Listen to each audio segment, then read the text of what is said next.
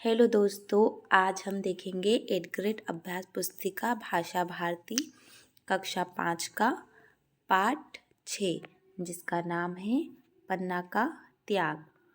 इसके पहले हम 5 चैप्टर देख चुके हैं, वो आप वीडियो में देख सकते हैं। सबसे पहले हम देखेंगे बहुविकल्पीय प्रश्न। फर्स्ट है, शैया पर कौन सोया था? कौन सोया था? चंदन। आंसर है ए। सेकंड है, कविता में मृगी और छोने शब्दों को किसके लिए प्रयोग किया है? आंसर है पन्ना और चंदन। नेक्स्ट है, एक शब्द में उत्तर दीजिए। प्रश्न 3, चंदन की माँ का क्या नाम था? उत्तर है चंदन की माँ का नाम पन्ना था। प्रश्न 4, तलवार शब्द में के समान तुक वाला शब्द लिखिए। तलवार का समान तुक वाला शब्द क्या होगा? सलवार। तथा सरदार का खबरदार। प्रश्न 5, बनवीर किसे मारना चाहता था? उत्तर है बनवीर उदय सिंह को मारना चाहता था। प्रश्न 6, दोने और पत्तल के बीच में किसको छुपाया गया था? उत्तर है दोनों और पत्तल के बीच उदय सिंह को छुपाया गया था। प्रश्न 7 है दीर्घ उत्तरीय प्रश्न। दीर्घ उत्तरीय प्रश्नों को हमें थोड़ा बड़ा लिखना रहता है। प्रश्न 7, पन्ना ने उदय सिंह के प्राणों की रक्षा क्यों की? उत्तर है पन्नाध्याय मेवाड़ की एक अन्य स्वामिभक्त क्षत्राणी थी। उसके हृदय में देश प्रेम का सागर हिलोरे ले रहा था। इसी प्रांगण स्वामी भक्ति के कारण वे अपने पुत्र चंदन का बलिदान करके मेवाड़ के राजकुमार उदय सिंह के प्राणों की रक्षा कर अपने अनुपम त्याग का परिचय देती है। प्रश्न 8, स्वामी भक्ति से क्या अभिप्राय है?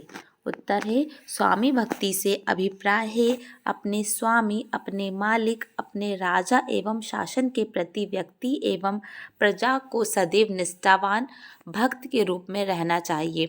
जिसका अन्न खाएं उसको मन से अदा करें। प्रश्न 9 है, शब्दों के दो दो पर्यायवाची लिखिए। अंबर का पर्यायवाची क्या होगा? आकाश और गगन। सूरज का पर्यायवाची भास्कर और दिनकर। सिंह का पर्यायवाची नाहर और शेर तथा आँख का पर्यायवाची होगा नयन तथा नैन।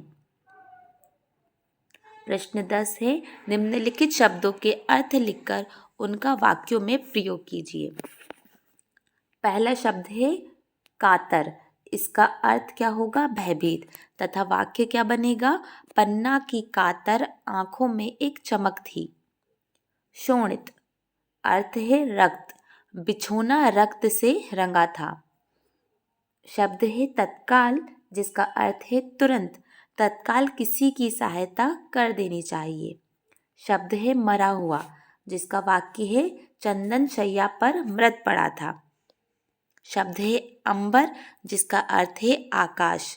इससे अंबर भी कांप उठा। प्रश्न 11, निम्नलिखित वाक्यों में रेखांकित शब्द का विलोम प्रयोग करते हुए वाक्य को फिर से लिखिए। वह बार बार सामने देख रहा था। यहाँ सामने का विलोम शब्द, सामने का विलोम क्या होगा? पीछे। वह बार बार पीछे देख रहा था। दूसरा है इतनी जल्दी मत करो।